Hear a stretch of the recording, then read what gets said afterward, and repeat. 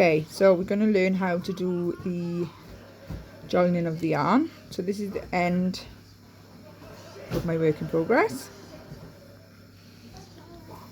And this is the end of the new ball. So I'm just going to lay them like that.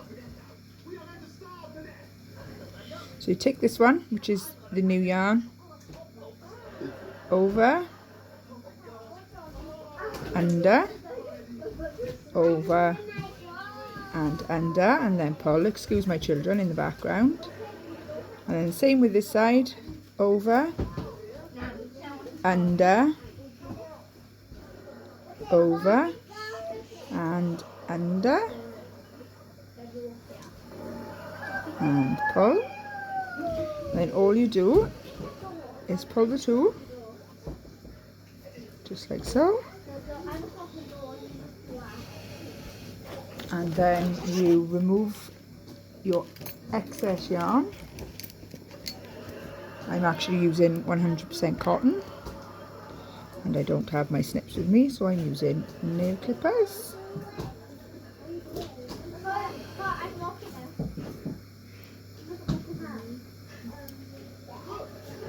Which don't work the best, if I'm honest. Not on cotton anyway. So there's one. Just take this last little bit off.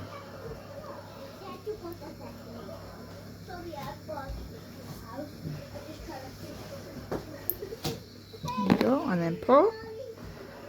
And as you can see, that is a really tight join.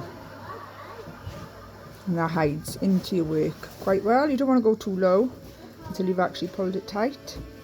But you can snip off the little excess, but just try and leave a couple of millimeters just for you to work with, just in case you do actually pull it tighter, especially with DK yarn, acrylic.